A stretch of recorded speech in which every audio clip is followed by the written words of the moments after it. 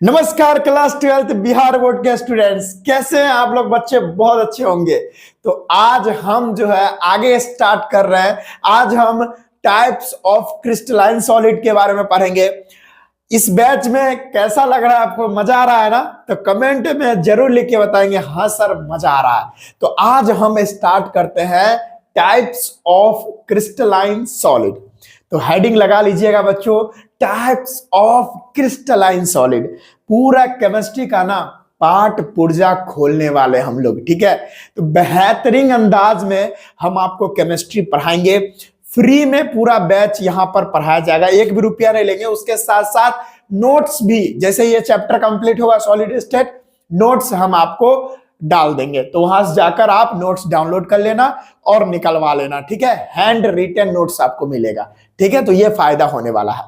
तो हेडिंग लगाइएगा बच्चों, टाइप्स ऑफ क्रिस्टलाइन सॉलिड। क्या है हमारा? Types of crystalline solid. Types of crystalline solid. क्योंकि हम एमॉर्फस के बारे में इसीलिए नहीं पढ़ते हैं मेरे बच्चों, क्योंकि उसका ज्योमेट्री फिक्स नहीं होता है। अब ज्योमेट्री फिक्स नहीं होगा तो कैसे उसके बारे में हम स्टडी कर सकते हैं? जिसकी ज्योमेट्री प्रॉपर होगी उसके बारे में स्टडी करते हैं ना। हाँ सर, मजा आ गया। तो देखिए, अगर हम बात करें क्रिस्टलाइन सॉलिड का, तो ये चार प्रकार का होता है। पहला होता है आयनिक सॉलिड, आयोनिक सॉलिड। दूसरा क्या होता है sir? Covalent solid, covalent solid. तीसरा जो होता है उसका नाम होता है मेटेलिक सॉलिड, मेटेलिक सॉलिड। और आगे होता है सर हमारा मॉलिक्यूलर सॉलिड, मॉलिक्यूलर सॉलिड। चलिए, ये चारों के बारे में आज हम स्टडी करेंगे बढ़िया से। यहां से सवाल आते हैं बिहार बोर्ड में, देखे गए हैं यहां से सवाल। तो आइए बढ़िया से इसको कवर करते हैं। पहला हेडिंग लगाइएगा आप लोग बच्चों। पहला हेडिंग है आयोनिक सॉलिड। पहला है आयोनिक सॉलिड। हाना देंगे हम, क्या बच्चों? सारे टॉपिक को हानाइते चलेंगे। और आपको मजा चाहिए, हम आपको मजा भी दिलवाएंगे, हर एक तरह का, जैसा आप चाहते हैं वैसा भी, ठीक है? हाँ, तो सारा मजा आएगा इस बैच में। हम पूरा तो केमिस्ट्री पढ़ाएंगे ही पढ़ाएंगे, केमिस्ट्री से तो मोहब्बत करवाएंगे ही करवाएंगे। उसके साथ साथ ना, बोलूंगा नहीं, विवाद हो जाएगा, नहीं बोलूंगा, छोड़ो। ठीक है, आयनिक सॉलिड। चलो अब बात करते हैं ये आयनिक सॉलिड क्या होता है। देखो, आयनिक सॉलिड में अगर फोर्स की बात करें तो इसके अंदर होता है electrostatic force of attraction, electrostatic force of attraction, force of attraction. इसमें इलेक्ट्रोस्टैटिक फोर्स ऑफ अट्रैक्शन होता है सर। हाँ, इसके अंदर जो पार्टिकल्स होते हैं वो कौन से होते हैं सर? इनके अंदर पार्टिकल्स क्या क्या होते हैं, यानी कॉन्स्टिट्यूएंट पार्टिकल्स क्या होते हैं? कॉन्स्टिट्यूएंट यानी किस चीज से ये मिलकर बने होते हैं। तो अगर कॉन्स्टिट्यूएंट पार्टिकल्स की बात करेंगे तो वो हमारा आयंस होता है। और आयंस में भी दो तरह के आयंस होते हैं, एक होता है केटाइंस और एक होता है एनाइंस, ठीक है? केटाइन होते हैं C पॉजिटिव, एनाइन होते हैं A निगेटिव। ठीक है बच्चों, समझ में आ रहा है? हाँ सर। आगे अगर बढ़ेंगे तो आयनिक सॉलिड के बारे में हम आपको बता दिए कि ये जनरली क्या होते हैं? Generally very hard, generally very hard होते हैं। क्यों होते हैं? Because of a force called electrostatic force, ठीक है? ये आयनिक सॉलिड हार्ड होते हैं क्योंकि इनके अंदर केटाइन और एनाइन एक दूसरे को एकदम खूब जोर से पकड़ के रखता है। जैसे नहीं है, हाँ, जैसे नहीं निगेटिव वाला पॉजिटिव, यानी लड़का लड़की के साथ चिपक के रहता है, उसी तरीके से एकदम इतना जोर से पकड़ा रहता है जिसकी वजह से ये हार्ड हो जाता है। तो जनरली वेरी हार्ड होते हैं। जनरली ऐसे लिख दो सर, ग्रामर का भी ध्यान रख लीजिए। Generally ionic solids are very hard because of a strong force of attraction,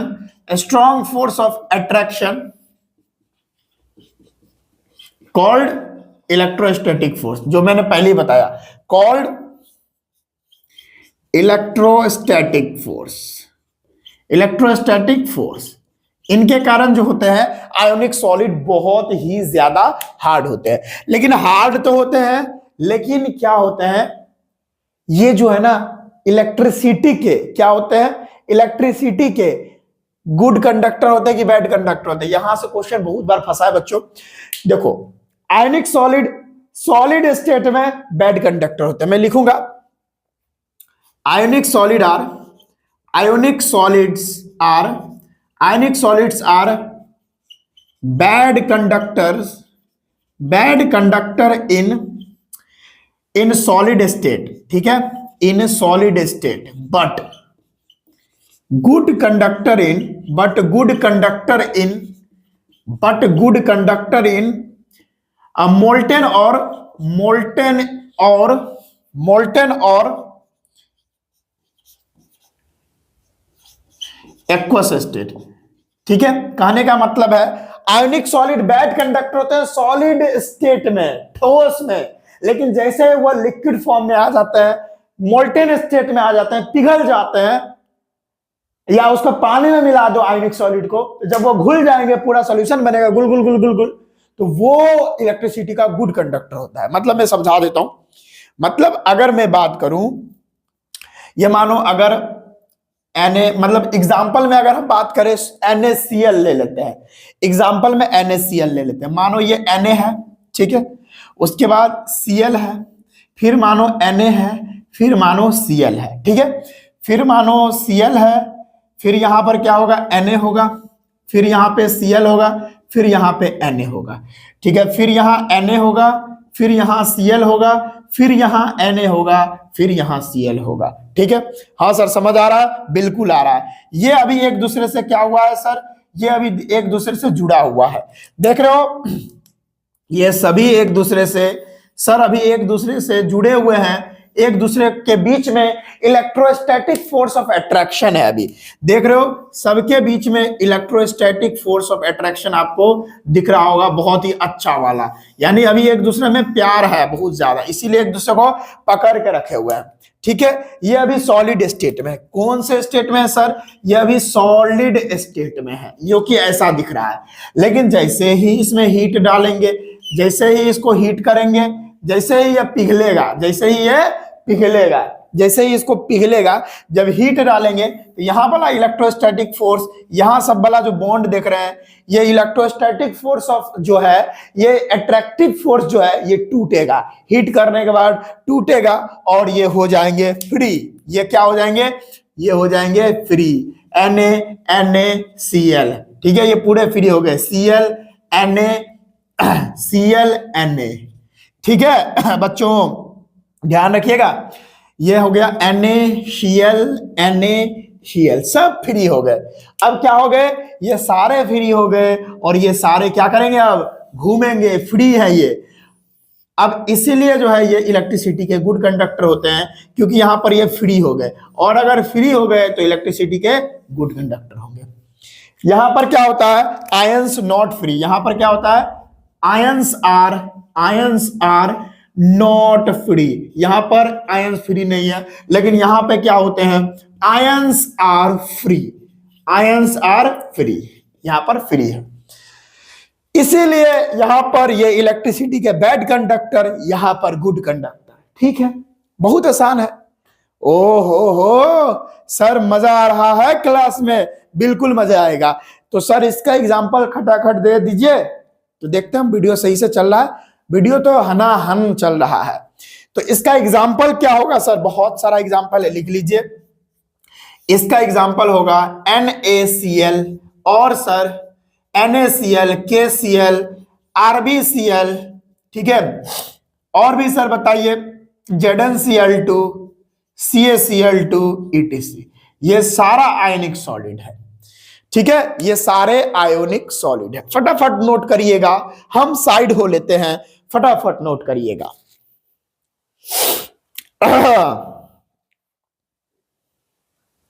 ठीक है, और आपको तो पता ही होगा इसमें हाई मतलब जो है बहुत ही खतरनाक वाला फोर्स लग रहा है, इलेक्ट्रोस्टैटिक फोर्स, तो इसका मेल्टिंग पॉइंट भी बहुत ज्यादा हाई होगा। ठीक है, कहां पे लिख दूं, मेल्टिंग पॉइंट भी बहुत ज्यादा हाई होगा कि melting point is very high.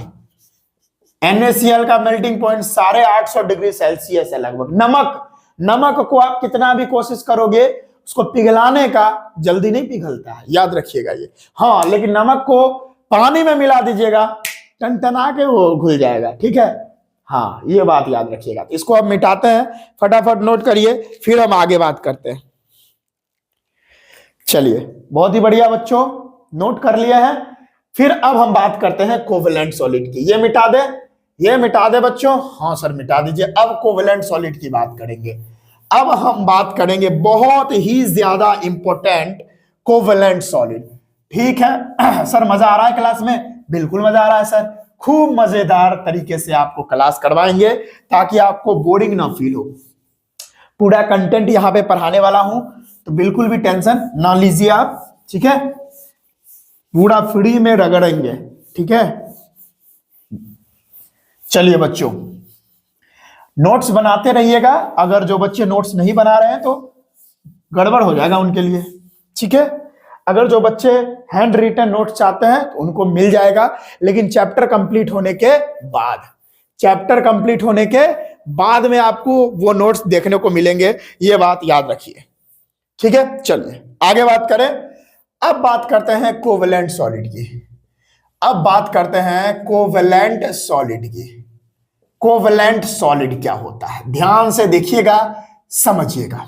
Covalent solid जो होता है, इसके अंदर जो कॉन्स्टिट्यूएंट पार्टिकल्स होते हैं, इनके अंदर जो कॉन्स्टिट्यूएंट पार्टिकल्स जो होते हैं इसके अंदर, वो एटम्स ही होता है। ठीक है, ये भैया ब्रिटल होते हैं बट वेरी हार्ड, मतलब ये टूट सकते हैं लेकिन हार्ड होते हैं ये। ठीक है, ये बात याद रखिएगा। ठीक है, कोवेलेंट सॉलिड जो है हमेशा जो है कोवेलेंट सॉलिड, ये जो है कोवेलेंट COVALENT, यहां पर ये कोवेलेंट बॉन्ड का फॉर्मेशन करता है। ठीक है, ये याद रखिएगा। ठीक है, हाँ, चलिए और भी सारी बातें हम आपको बताते हैं कोवेलेंट सॉलिड। अब अगर कोवेलेंट सॉलिड की आप बात करते हो तो एक बात जानिए, डायमंड इसका एग्जांपल होता है, एक डायमंड। ठीक है, डायमंड की अगर हम बात करें, क्या ही कहने डायमंड के, कि डायमंड जायंट मॉलिक्यूल बनाता है। क्या बनाता है? डायमंड जायंट मॉलिक्यूल बनाता है। इसमें हम डायमंड के बारे में पढ़ते हैं। चलो इसमें हम डायमंड के बारे में पढ़ते हैं। क्या होता है सर डायमंड भी एक कोवेलेंट सॉलिड होता है, तो इसके बारे में हम पढ़ते हैं डायमंड के बारे में। देखो, डायमंड के बारे में और उसके स्ट्रक्चर के बारे में। पहले अगर डायमंड का स्ट्रक्चर देखें तो वो कुछ इस तरीके से होता है कि एक कार्बन जो होता है 3 अदर कार्बन के परमाणु से जुड़ा होता है। ठीक है, इस तरीके से। फिर ये 3 से जुड़ा रहेगा, है ना, इस तरीके से। फिर ये 3 से जुड़ा रहेगा, हाँ, इस तरीके से। फिर जो है ये 3 से जुड़ा रहेगा, है ना। ये है कुछ कार्बन कह रहा हूं, डायमंड का संरचना। डायमंड कुछ इस ढंग से दिखता है, समझ में आया? हाँ, अब देखो आप, यहां पर डायमंड जो है, यहां पर डायमंड का एक परमाणु जो है ये 3 दूसरे परमाणु से जुड़ा रहता है। जैसे 1 2 3 4, मतलब कार्बन का एक परमाणु जो है 4 अदर से जुड़ा रहता है। देखो ये 1 है, 1 2 3 4, ये बात रखिएगा। ठीक है, यहां पर प्रत्येक कार्बन जो है 3 अदर कार्बन से 1 2 3 से जुड़ा रहता है। ठीक है, वैसे तो 4 बॉन्ड बनाएगा ही बनाएगा। हाँ, ठीक है। अब यहां पर आप देखिए, कोई भी कार्बन को देख लीजिए, जैसे ये कार्बन 1 2 3 4, यानी ये चारों बॉन्ड बना चुका है, और कार्बन 4 बॉन्ड बनाता है, और ये कार्बन यहां पर चारों बॉन्ड बना रखा है। और यहां पर इलेक्ट्रॉन फ्री है क्या? नो इलेक्ट्रॉन फ्री, एक भी इलेक्ट्रॉन फ्री है ही नहीं, एक भी इलेक्ट्रॉन फ्री है ही नहीं। अब देख लो यहां पर इसका संकरण यानी हाइब्रिडाइजेशन देख लो, sp3 होगा यहाँ का हाइब्रिडाइजेशन। क्या होगा यहाँ का हाइब्रिडाइजेशन? sp3 हाइब्रिडाइजेशन है। अब यहां इसके बीच में जो एंगल बनता है वो कितने डिग्री का एंगल बनता है वो भी बता दे। यहां पर जो एंगल बन रहा है ना, यहां पर जो एंगल बनता है वो 109.5 डिग्री का एंगल बनता है। ये भी ध्यान में रखिएगा, ठीक है। ओके, ये है कुछ स्ट्रक्चर। क्या इसमें एक भी इलेक्ट्रॉन खाली है बच्चों? सर इसमें एक भी इलेक्ट्रॉन खाली है ही नहीं। तो अगर यहां पे लिखेंगे पहले डायमंड के बारे में, इसका स्ट्रक्चर जो है वो कैसा होता है? हेक्सागोनल होता है। क्या होता है इसका स्ट्रक्चर? अरे भाई भांग धतूरा खा के आया क्या? अबे यार, हेक्सागोनल तो ग्रेफाइट का होता है। इसका स्ट्रक्चर होता है टेट्राहेड्रल। टेट्राहेड्रल इसका स्ट्रक्चर होता है टेट्राहेड्रल। अब देख रहे हो ये कार्बन का जो स्ट्रक्चर है कभी खत्म ही नहीं होगा, फिर इससे जुड़ सकता है, फिर इससे जुड़ सकता है, इससे जुड़ सकता है, तीन। समझ रहे हो कितना जुड़ेगा? इसीलिए ये जायंट मॉलिक्यूल बनाता है, जायंट मॉलिक्यूल। क्या बनाता है? जायंट मॉलिक्यूल बनाता है। समझ में आ रहा है बच्चों? ठीक है, पानी है कि नहीं है भाई? पानी उफ नहीं है, चलो कोई बात नहीं है, ठीक है। समझ में आया बच्चों? ये जायंट मॉलिक्यूल बनाता है। अच्छा, जायंट जो है GIANT होगा ना, GIANT देख लेना, आप कंफर्म कर लेना जायंट। अब अगर हम बात करें कि इसमें देयर इज, लिखेंगे there is no free electron is present, hence diamond is a bad conductor of electricity. Diamond is bad conductor of electricity. Bad conductor of electricity. Diamond में एक भी फ्री इलेक्ट्रॉन है ही नहीं, जिसकी वजह से डायमंड बैड कंडक्टर होता है। There is no free electron is present, hence diamond is bad conductor of electricity. इसीलिए डायमंड जो है बैड कंडक्टर आपको माना जाता है, ठीक है। डायमंड के अंदर एक भी इलेक्ट्रॉन फ्री है ही नहीं, जिसकी वजह से डायमंड जो है बैड कंडक्टर माना जाता है, ठीक है। यह बात आपको समझ में आ गई? ठीक है सर, कोई दिक्कत नहीं। तो ये था स्ट्रक्चर डायमंड का, और वो भी कोवैलेंट सॉलिड ही होता है। अगर इसके मेल्टिंग पॉइंट की बात करें, अगर हम इसके मेल्टिंग पॉइंट की हम बात करें तो इसका मेल्टिंग पॉइंट होता है लगभग में 3500 डिग्री सेल्सियस, और ये दुनिया का सबसे हार्डेस्ट सब्सटेंस होता है। It is hardest substance, it is hardest substance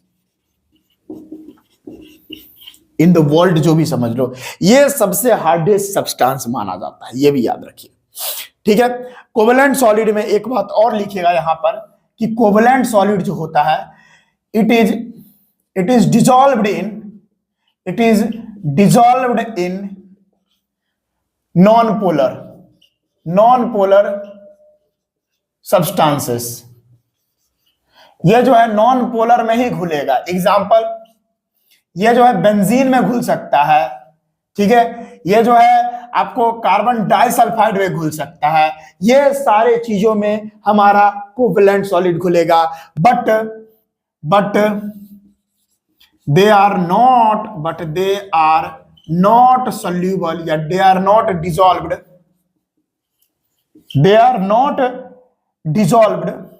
in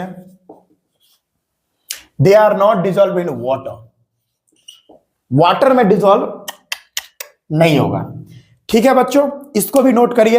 ये तो डायमंड का स्ट्रक्चर था। अब थोड़ा ग्रेफाइट का स्ट्रक्चर भी देखते हैं अपना लोग, फटाफट जल्दी से नोट करिए, ठीक है, फटाफट नोट करिए।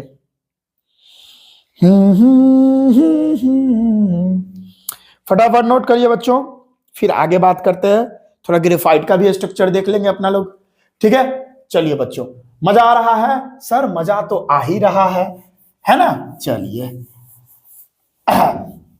इसमें ग्रेफाइट और डायमंड के बारे में पढ़ना था तो बता रहे हैं, है ना। ओके, चलिए, बहुत ही बढ़िया, बहुत ही बढ़िया, बहुत ही सुंदर। ग्रेफाइट का स्ट्रक्चर, थोड़ा ग्रेफाइट भी समझ लेते हैं। डायमंड समझ रही है तो ग्रेफाइट भी समझना जरूरी हो जाता है।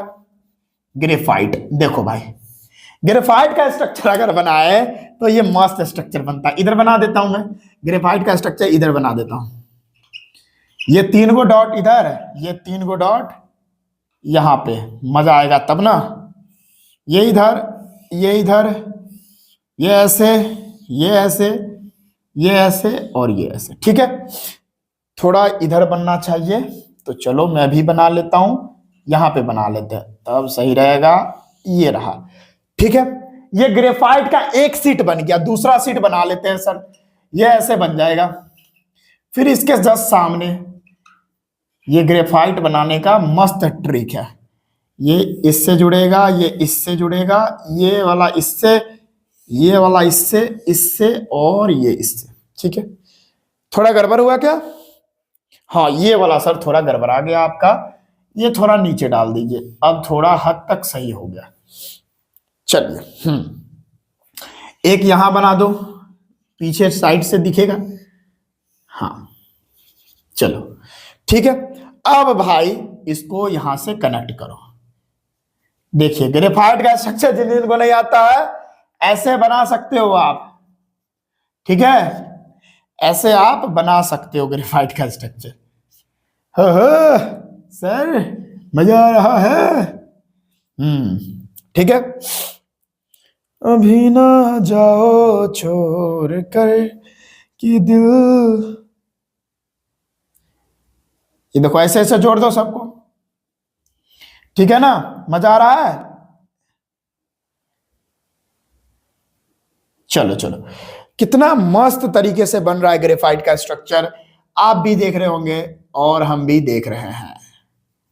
चलिए, ये है ग्रेफाइट का स्ट्रक्चर। आई होप आपको समझ में आया होगा। मजा आया? आया मजा? मैं भी देख लेता हूं, मजा आ रहा? हाँ सर, मजा तो आ रहा है, कोई दिक्कत वाली बात नहीं। ठीक है, ये है ग्रेफाइट का स्ट्रक्चर।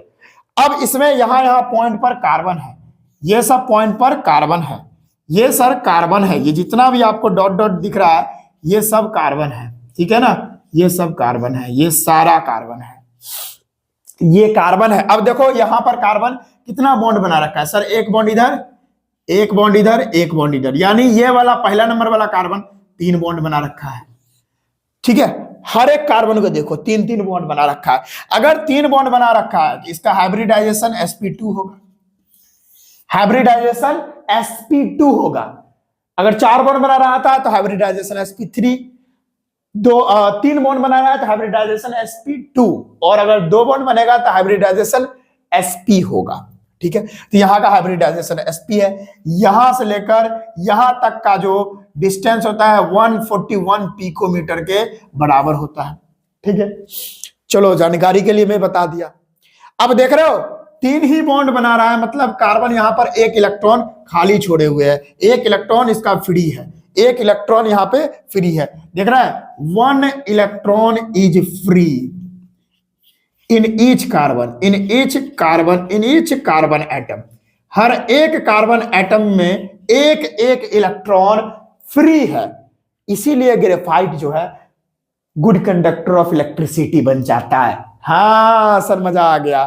तो मैं लिखूंगा वही बात, मैं लिखूंगा। पहले तो इसका स्ट्रक्चर जानते हैं कि ग्रेफाइट का स्ट्रक्चर जो है हेक्सागोनल होता है। ग्रेफाइट का जो है स्ट्रक्चर हेक्सागोनल होता है। It is used as lubricant. It is used as lubricant because यहां पर जो है layered structure, because of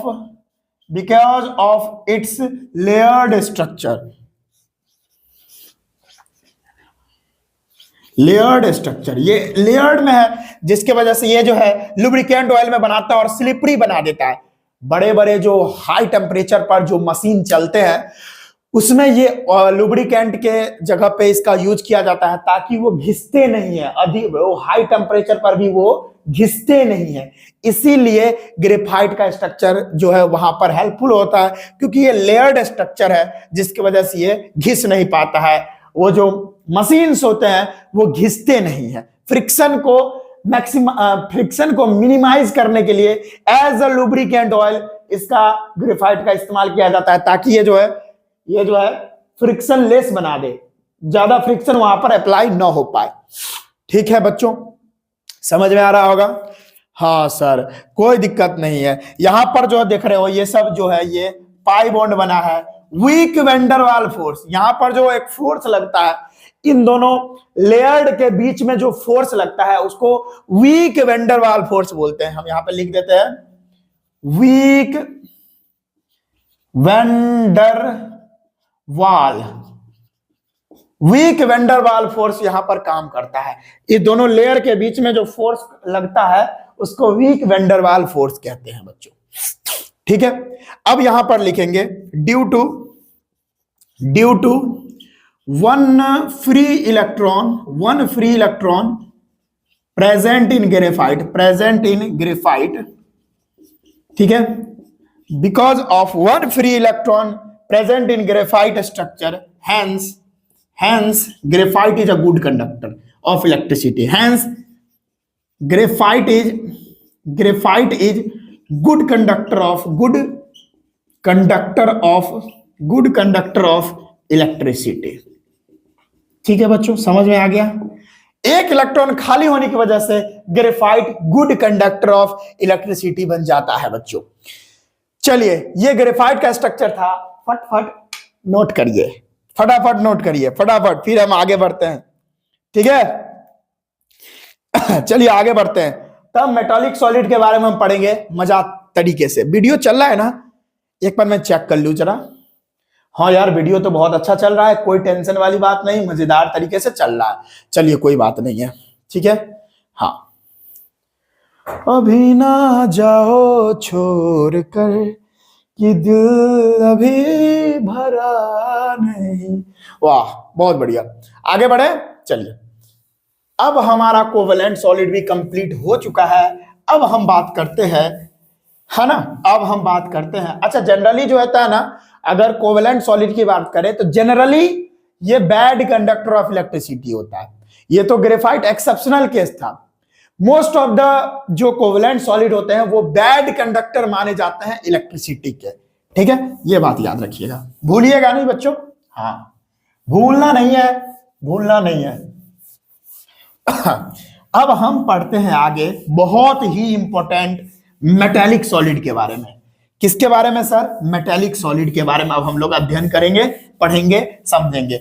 इस बैच में हम सारा कुछ आपको डिटेल में बताएंगे। ठीक है, आगे न्यूमेरिकल भी आने वाला है, तो टेंशन नहीं लेना है। अब हम बात करते हैं मेटालिक सॉलिड के बारे में।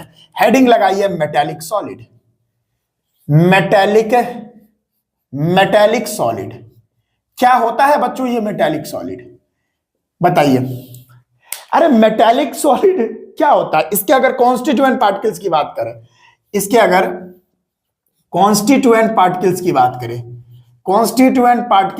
करें, तो एटम्स ही होगा। क्या होगा? और एटम्स ही होगा।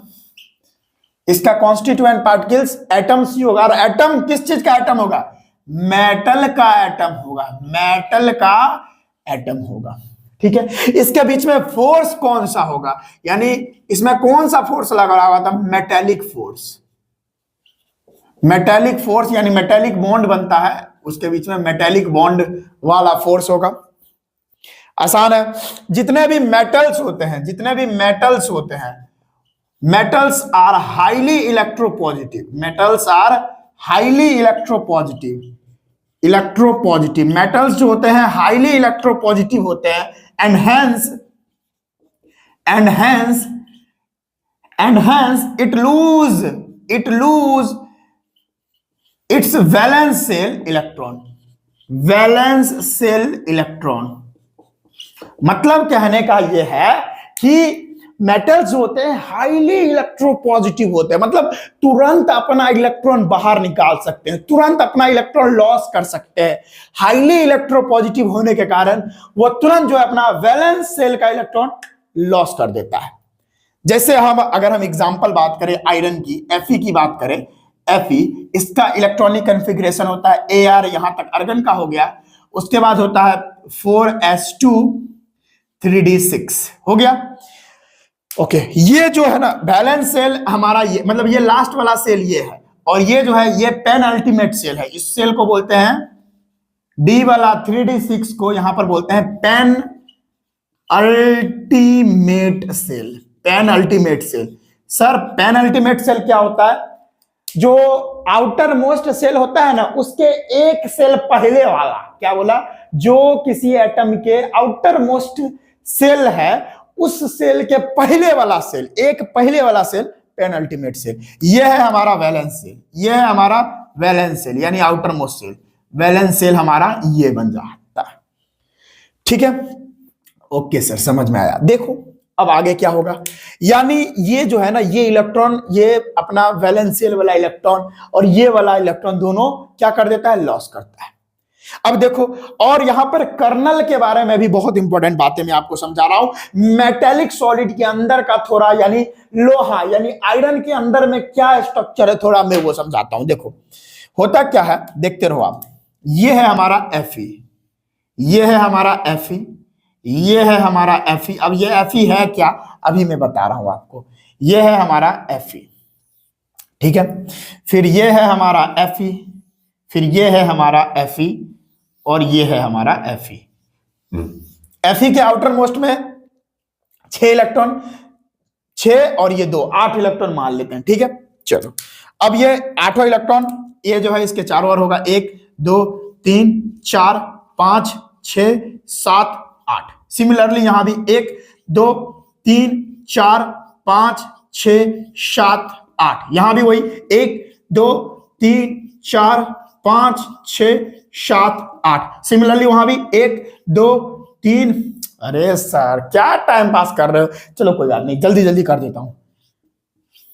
कितना हो गया, 1 2 3 4 5 6 7 8। यहां भी कर लेता हूं, 1 2 3 4 5 6 7 8। मैं बताना चाह रहा हूं कि आखिरकार यहां पे होगा क्या। 1 2 3 4 5 6 7 8। अब देखो कितना सारा इलेक्ट्रॉन हो गया। सौर, ये तो समुद्र है इलेक्ट्रॉन का, इसीलिए इसको हम बोलते हैं, ये सारे इलेक्ट्रॉन को बोलते हैं, मतलब बोलते हैं sea of electron. Sea of electron यानी इलेक्ट्रॉन का ये समुद्र है। मतलब देख रहे हो, जिसकी वजह से बहुत सारा फ्री इलेक्ट्रॉन है। यहां पर कितना देख रहे हो, lots of free electron. Free electron का बाढ़ आया हुआ है यहां पे, देख रहे हो कितना सारा इलेक्ट्रॉन है फ्री। इसीलिए ये इलेक्ट्रिसिटी का गुड कंडक्टर होता है। तो मैं यहां पर लिखूंगा due to lots of free electron present in metals, hence metals are good conductor of heat and electricity। समझ आया मेरे प्यारे बच्चों को? हाँ सर, मेटेलिक सॉलिड के अंदर बहुत सारे इलेक्ट्रॉन्स फ्री होते हैं, जिसको हम बोलते हैं समुद्र है इलेक्ट्रॉन का। अब इतने इलेक्ट्रॉन फ्री हैं जिसकी वजह से वो इलेक्ट्रिसिटी का गुड कंडक्टर बनता है, जिसकी वजह से ये जो है इलेक्ट्रिसिटी और हीट का कंडक्शन करता है, कंडक्टिविटी करता है, ठीक है। अब यहां पर देख रहे हैं, मान लो, सुनो मैं मान लो एक बात बताता हूं। Fe जो है Fe, ठीक है, इसका इलेक्ट्रॉनिक कॉन्फ़िगरेशन, तो आपको Fe का एटॉमिक नंबर कितना है सर, 26 है, ठीक है। 26 है ना, 26 है ना। देखो यहां तक 18 2 20 2 26, ठीक है, 26 है। अब जो है कहने का ये मतलब है 18 में से, हाँ 26 में से अगर 8 चला गया तो कितना बचा, बताओ सर, 18 बचा। तो देखो इसका इलेक्ट्रॉनिक कॉन्फ़िगरेशन करेंगे, 1s2 2s2 2p6 3s2। इतना करने की जरूरत नहीं है, डायरेक्ट यहां पर लिख दो अर्गन, और नीचे अभी किया था 3d6 और 4s2। ये जो है ना, यहां वाला जो इलेक्ट्रॉन है इसको बोलते हैं ये इनर सेल इलेक्ट्रॉन। ये क्या है सर, ये है inner cell electron. Inner cell electron, ये इलेक्ट्रॉन कोई कामे का नहीं है, लेकिन ये जो इलेक्ट्रॉन है ना, ये इलेक्ट्रॉन, अगर ये इलेक्ट्रॉन बाहर निकल गया, लॉस हो गया, तो इस पर क्या आ जाएगा, पॉजिटिव चार्ज। तो ये जो Fe जो देख रहे हो ना, ये कुछ और नहीं, ये हमारा पॉजिटिव चार्ज है, यानी आयरन का अंदर वाला जो इलेक्ट्रॉन है यही है हमारा। मैं समझा रहा हूं अभी क्या है, ये पॉजिटिव चार्ज है। तो ये पॉजिटिव चार्ज आप देख रहे हो, ये क्या है पता है, ये एक्चुअल में क्या है पता है, ये अर्गन यानी 18 इलेक्ट्रॉन में कैसे समझाऊं आपको, क्योंकि आप लोग ना मूर्ख बच्चे हो, रुको आपको बताता हूं मैं बढ़िया तरीके से, ऐसे आप लोग नहीं समझोगे, मुझे पता है, ठीक है, मैं आपको समझाता हूं, बढ़िया से करके ही बताता हूं, ठीक है, तब आपको समझ में आएगा। देखो सर, इलेक्ट्रॉनिक कन्फिग्रेशन क्या होगा आयरन का, 1s2 2s2 2p6 3s2, ठीक है। अब जो भी हो, यहां तक जो भी आए, अर्गन लिख दूं, हाँ सर अर्गन ही लिख दो, सही रहेगा।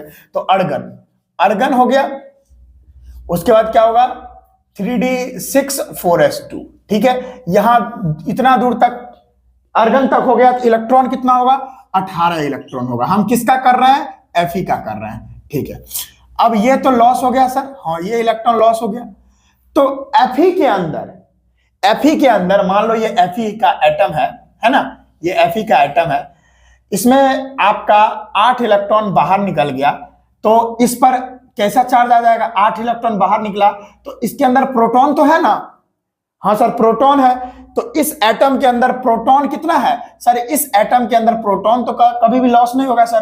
तो एटम के अंदर यानी Fe के आइटम के अंदर अभी 26 प्रोटॉन है, क्योंकि इसका एटॉमिक नंबर 26 होता है, और प्लस में सर क्या और है सर, 18 इलेक्ट्रॉन भी तो है, जो इनर सेल इलेक्ट्रॉन है, इसको क्या बोलते हैं, इनर सेल इलेक्ट्रॉन बोलते हैं।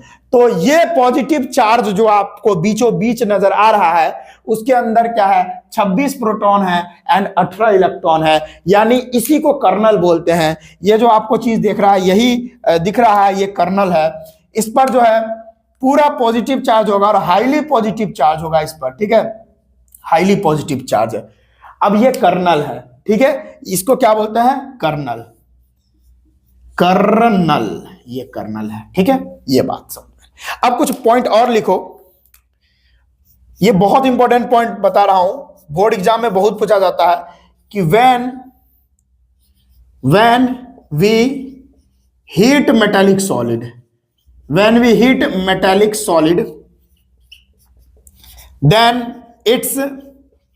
then its conductivity increases initially इसका जो है कंडक्टिविटी बढ़ता है, but when we heat it excess,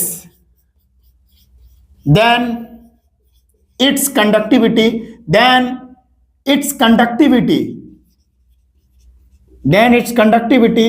decreases। Simple सी बात। अब मैं बताता हूं, जब आप ना मेटेलिक सॉलिड को हीट करोगे, शुरुआत में इसका कंडक्टिविटी, शुरुआत में उसको बहुत मजा आएगा, अरे मजा आ रहा है सर, कंडक्टिविटी बढ़ रही है, मजा आ रहा है, हीट कर रहे हैं, मजा आ रहा है। लेकिन वही जो कुछ ज्यादा गर्म कर दोगे, तब उसको डिस्टर्बेंस आ जाएगा। क्या होगा, ज्यादा गर्म करने से इलेक्ट्रॉन और करीब आ जाएंगे, और यहां पर इलेक्ट्रॉन करीब आ जाने की वजह से यहां पर जो है, ये जो आपको दिख रहा है कर्नल, वो जो है ये कर्नल भी आपस में करीब आने लगेंगे और करीब आने लगेंगे ये कर्नल। अब ये करीब आने की वजह से ये जो है टकराएंगे, ये अनस्टेबल हो जाएगा। यहां पर क्या होगा, ये एक दूसरे से टकराने की वजह से अनस्टेबल हो जाएगा, इधर उधर भागने लगेंगे, ठीक है, जिसकी वजह से कंडक्टिविटी घटने लगती है, ठीक है। Yes, this is all about metallic solid. Metallic solid का एग्जांपल क्या लिखोगे, जितना भी मेटल है सब तो मेटेलिक सॉलिड है, जितना भी मेटल है सारा मेटेलिक सॉलिड है, जो लिखना है लिख दो, है जिंक, सोडियम, हमारा FeCu, सारा मेटेलिक सॉलिड है। चलिए फटाक से लिखिए, आगे बात करते हैं। अब हमारा बच गया मॉलिक्यूलर सॉलिड, तो फटाफट लिखिए, आगे बात करते हैं, ठीक है। अच्छा, इसमें एक और पॉइंट है, अब एक जगह ही कहां बचा जो लिखे, है ना, यहां पर भी लिख सकते हो आप, यहां पर मिटा देता हूं कि इसका डेंसिटी बहुत हाई होता है। मेटल्स का जनरली जो है डेंसिटी बहुत हाई होता है, इनका जो है डेंसिटी, यहां पे लिख लीजिएगा, यहां का पॉइंट, इनका डेंसिटी जो है, density is very high, metal का डेंसिटी वेरी हाई होता है, ठीक है। जैसे में देखो लेकिन इसमें भी एक्सेप्शन है, एक्सेप्शन है कि सोडियम और पोटेशियम का डेंसिटी बहुत ही कम होता है, ठीक है। इनका कितना होता है सर, इनका होता है 0. सोडियम का 0.98 ग्राम पर सेंटीमीटर क्यूब होता है, और इसका पोटेशियम का 0.64 ग्राम पर सेंटीमीटर क्यूब होता है, ठीक है। हाँ, जैसे आयरन का सर Fe का डेंसिटी कितना होता है, Fe का होता है 7.8 ग्राम पर सेंटीमीटर क्यूब। जरूरत नहीं है, बस बता दो, जानकारी के लिए बता दिया। चलिए अब मिटाते हैं इसको, ठीक है बच्चों। अब बात करते हैं आगे, ठीक है। अब आगे बात करते हैं हमारे मॉलिक्यूलर सॉलिड के बारे में। आई होप हो गया होगा, हो गया होगा, हाँ सर हो गया। आगे बढ़े, हाँ सर बढ़ जाइए आगे। तो अब आगे बढ़ते हैं। अब हमारा आगे जो है वो है मॉलिक्यूलर सॉलिड के बारे में। एक ही बार में उसको कवर कर लेते हैं अपना लोग, ठीक है, एक ही बार में कवर करते हैं तो मजा आएगा, है ना। एक ही बार में उसको कवर कर लेते हैं अपना लोग। आई होप आप लोग को मजा आ रहा होगा क्लास में, ठीक है। हाँ, ऐसे ही हम लोग पढ़ते जाएंगे और नोट्स आप बनाते हुए चलिए, मजा आ रहा होगा। चलिए हाँ, अब हम बात करते हैं लास्ट हमारा मॉलिक्यूलर सॉलिड। अब हमारा मॉलिक्यूलर सॉलिड देखिए, मॉलिक्यूलर सॉलिड के कॉन्स्टिट्यूएंट पार्टिकल्स क्या होंगे। कॉन्स्टिट्यूएंट पार्टिकल्स जो है, इनके जो कॉन्स्टिट्यूएंट पार्टिकल है वो कॉन्स्टिट्यूएंट पार्टिकल्स क्या होगा सर, मॉलिक्यूल्स होगा। क्या होगा सर, मॉलिक्यूल्स होगा। एकदम सिंपल सा बात है। अब मॉलिक्यूलर सॉलिड 3 प्रकार के होते हैं। कितने प्रकार के सर, ये 3 प्रकार के होते हैं। बताइए कौन कौन सर। तो पहला होता है हमारा non polar molecular solid, non polar molecular solid, ठीक है। Non polar molecular solid, MS molecular solid. चलिए सर आगे बढ़िए। उसके बाद होता है एक polar molecular solid, polar molecular solid, ठीक है। उसके बाद होता है hydrogen bonded, hydrogen bonded molecular solid, hydrogen bonded molecular solid. ये तीनों को डिस्कस करते हैं एक ही बार में, कंप्लीट करते हैं इसको। ध्यान से देखिएगा, समझिएगा और बढ़िया से याद भी कर लीजिएगा। यही क्लास में ही याद हो जाएगा, इसमें कोई बड़ी बात थोड़ी है ना। हाँ देखिए, नॉन पोलर मॉलिक्यूलर सॉलिड में जो फोर्स लगता है, इसके अंदर जो फोर्स लगता है लंदन फोर्स। क्या लगता है, लंदन फोर्स, ठीक है। नहीं तो इसी को बोलते हैं डिस्पर्सन फोर्स, ठीक है। चलिए, ये भाई जनरली सॉफ्ट होते हैं। ये क्या होते हैं, जनरली सॉफ्ट होते हैं, इंसुलेटर होते हैं। ये इंसुलेटर होते हैं, बैड कंडक्टर होते हैं इलेक्ट्रिसिटी के, इलेक्ट्रिसिटी कंडक्ट नहीं करते, सॉफ्ट होते हैं। और इनका अगर एग्जाम्पल जाने तो क्लोरीन हो जाएगा, CCl4 हो जाएगा, ये सारा एग्जाम्पल हो जाएगा हमारा नॉन पोलर मॉलिक्यूलर सॉलिड का, ठीक है। कोई टेंशन नहीं। चलिए आगे बढ़े। हाँ सर आगे बढ़ जाइए। फिर मॉलिक्यूलर सॉलिड बात करते हैं किसके बारे में, पोलर मॉलिक्यूलर सॉलिड। तो देखिए, इनमें फोर्स जो है ना, इसमें जो फोर्स है वो डाइपोल फोर्स लगता है, डाइपोल, ठीक है। इनमें जो फोर्स है वो डाइपोल फोर्स होता है, ठीक है सर। ये भी सर सॉफ्ट होते हैं, ठीक है, ये भी सॉफ्ट होते हैं, लेकिन इनसे यानी नॉन पोलर से थोड़े हार्ड होते हैं। सॉफ्ट होते हैं, ठीक है, लेकिन नॉन पोलर से ये मतलब ये जो सॉफ्ट, इसमें लिख देता हूं वेरी सॉफ्ट, इसको लिख देता हूं, और इसको लिखते हैं सिर्फ सॉफ्ट, ठीक है। हाँ, ये भी इंसुलेटर होते हैं, बैड कंडक्टर ऑफ इलेक्ट्रिसिटी होते हैं, ठीक है। और क्या बात सर, ये डाइपोल फोर्स होता है, सॉफ्ट होता है, इंसुलेटर होते हैं, ठीक है। और क्या सर, और सर मेल्टिंग पॉइंट भी इसका बहुत कम होता है, मेल्टिंग पॉइंट भी इसका बहुत ही ज्यादा कम होता है, ठीक है, बहुत कम होता है। और अगर सर हम बात करें इसके एग्जाम्पल की, तो एग्जाम्पल सर HCl हो जाएगा, ठीक है। HCl हो जाएगा, जिसमें अगर H पर बात करें तो H पर जो है पार्शियल पॉजिटिव होता है, और यहाँ पर Cl पे जो है पार्शियल निगेटिव चार्ज होता है। और यहाँ पर जो फोर्स बना, इस दोनों पार्शियल पॉजिटिव पार्शियल निगेटिव के लिए फोर्स जो है वो हमारा डाइपोल डाइपोल फोर्स यहाँ पर काम करता है। ठीक है, बहुत सारा फोर्स होता है यहाँ पर, आप लोग समझ सकते हैं। ठीक है, ओके। और अगर हम बात करें हाइड्रोजन बॉन्डेड मॉलिक्यूलर सॉलिड, तो इसमें जो है फोर्स कौन सा होता है? तो हाइड्रोजन बॉन्ड वाला फोर्स होता है। यहां पर क्या है? हाइड्रोजन बॉन्डेड फोर्स है, हाइड्रोजन बॉन्ड है। इसमें जो फोर्स है वो हाइड्रोजन बॉन्ड वाला ही फोर्स है। ठीक है, ये क्या होता है सर? ये थोड़ा हार्ड होता है, ये थोड़ा हार्ड होता है, जानते भी हैं। ये इंसुलेटर होता है, इंसुलेटर यानी इलेक्ट्रिसिटी कंडक्ट नहीं करता है। ठीक है, समझ में आया? कोई टेंशन नहीं सर। सर इसका एग्जाम्पल देते तो मजा आ जाता। देखो ना, इसका एग्जाम्पल है हमारा बर्फ, आइस। आइस है यानी H2O ही होगा। हाइड्रोजन फ्लोराइड, ये सब ETC, ये सब एग्जाम्पल है हमारा हाइड्रोजन बॉन्डेड मॉलिक्यूलर सॉलिड का। ठीक है, ये आइस का थोड़ा स्ट्रक्चर थोड़ा इंपॉर्टेंट होता है, मैं बना देता हूं, समझ लेना आप। ठीक है, जैसे देखो ये रहा ऑक्सीजन, ठीक है, ये हाइड्रोजन, ये हाइड्रोजन, ये रहा ऑक्सीजन, ये हाइड्रोजन, और ये रहा हाइड्रोजन। ठीक है सर, एक यहां बना देते हैं सर, यहां बना देते हैं सर, ये रहा हाइड्रोजन और ये रहा हाइड्रोजन। देखो कहां कहां पर बनेगा? ऑक्सीजन और हाइड्रोजन के बीच में बनेगा, यहां पर देखिए। ठीक है, फिर देखिए यहां पर बनेगा सर, है ना, फिर यहां पर बनेगा, फिर एक और ऑक्सीजन डालिए सर, है ना, यहां पर डाल दिया मैं ऑक्सीजन, फिर देखिए यहाँ हाइड्रोजन और यहाँ हाइड्रोजन। अब देखिए यहाँ ऑक्सीजन और हाइड्रोजन के बीच में बनता है। कहां कहां ये बॉन्ड बन रहा है ये भी मैं बताऊंगा आपको, कहां कहां ये बॉन्ड बन रहा है ये भी बताऊंगा मैं आपको। देखो, फिर देखो यहाँ पर ऑक्सीजन और हाइड्रोजन के बीच में बनेगा, यहाँ पे देख लो, यहाँ पे इसको ना, हाँ ठीक है। अब यहाँ पर जो है ऑक्सीजन और यहाँ भी हाइड्रोजन और यहाँ भी हाइड्रोजन कर लो।